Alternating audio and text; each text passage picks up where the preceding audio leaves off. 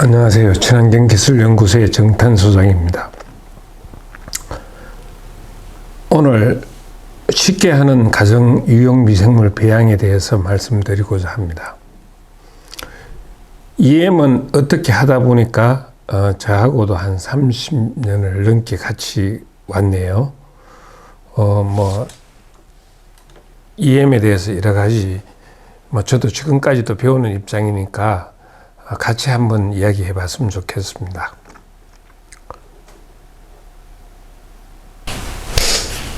EM이라고 하는 것은 이펙티브 마이크로 오가니즘, 즉 유용한 미생물입니다. 그래서 저는 유용한 미생물로 설명을 드리고 그렇게 하고 있습니다. 그 유산균, 광합성균, 효모균을 주축으로 해가지고 여러 균들이 선호균들이 모여가지고 같이 활동을 하는 그 메커니즘이 EM 메커니즘입니다. 그래서 EM, 특히 저는 EM 중에 광합성균이 센타균이라고 해가지고 말씀드릴 기회 있을 때마다 그렇게 드립니다. 광합성 주변으로 광합성이 내놓는 유용 성분을 먹기 위해서 많이 이렇게 모여가지고 조금 전에 표지에서 보셨던 클러스터를 형성을 하고 있습니다. 그래서 보통 미생물은 제가 처음 배울 때만 하더라도 같은 종류끼리 생존한다고 했는데 이제는 그와 같은 일, 산화하느냐 환원하느냐 따라서 환원균들이 우리가 이야기하는 유익미생물계입니다. 유익미생물들이 그렇게 자라고 있습니다. 그래서 보통 또 소생형이다 라고 부릅니다. 그 소생형은 악취나 부패되지 않습니다.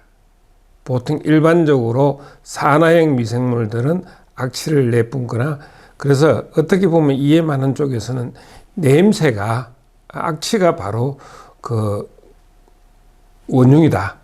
그래서 악취를 없애자 하는 게 일반적으로 이야기하고 있습니다. 소생형은 다시 뭉치는 융합하는 계통이다 보니까 악취나 부패는 되지 않습니다. 그래서 미생물 배양에서 확대 배양이 되는 게 바로 유용 미생물의 세계입니다.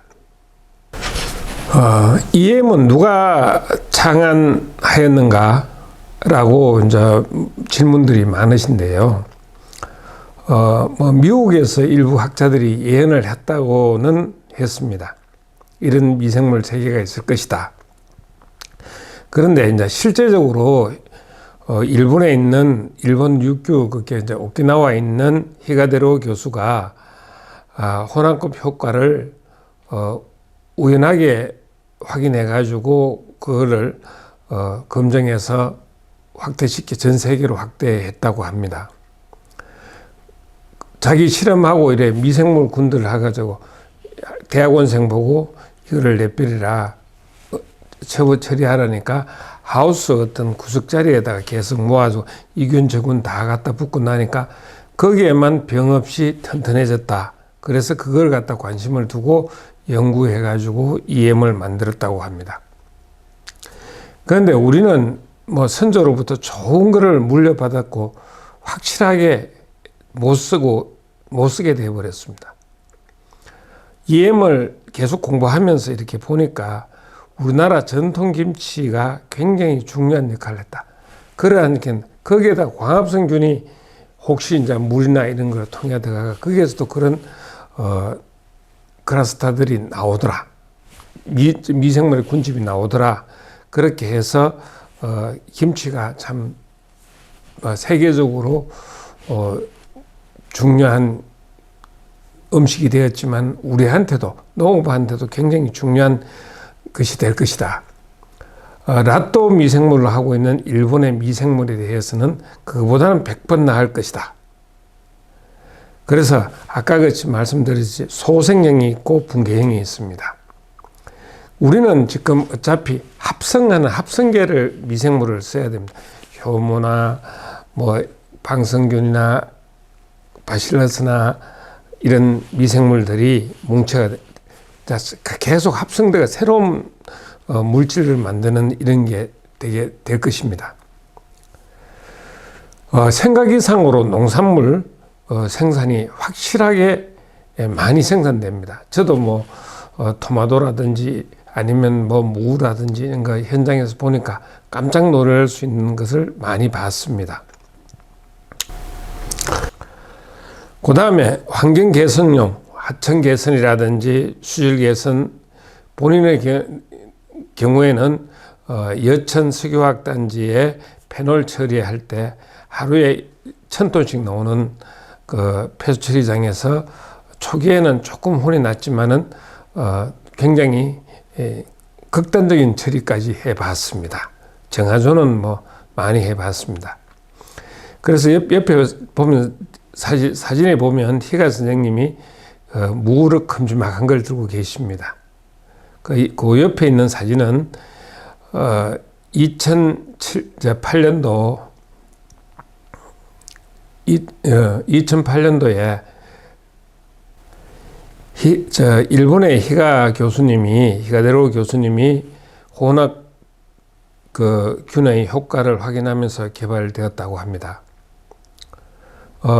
미국에 계신 어떤 교수님이 이런 미생물계가 있을 거라고 예언하신 분이 있다고 하지만은 현장에서 직접 해가지고 세계적으로 보고하신 분은 희가 교수입니다.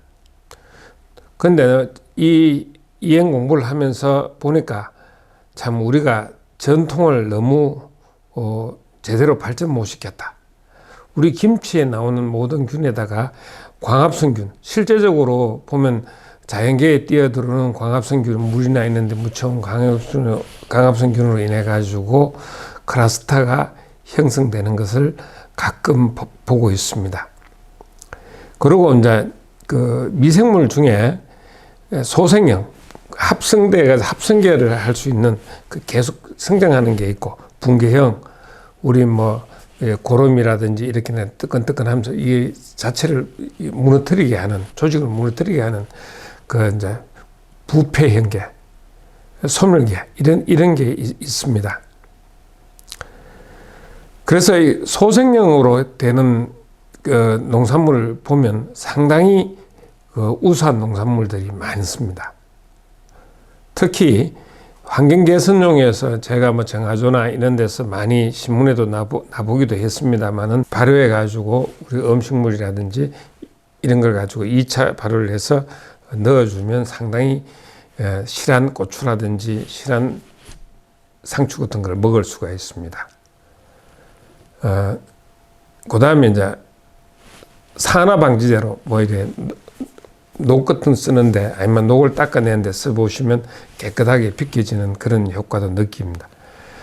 난황류에다가 EM하고 EM 비누하고 님을 이용해 가지고 사용하시면 상당한 유기농 살충제하고 병해를 막을 수가 있습니다.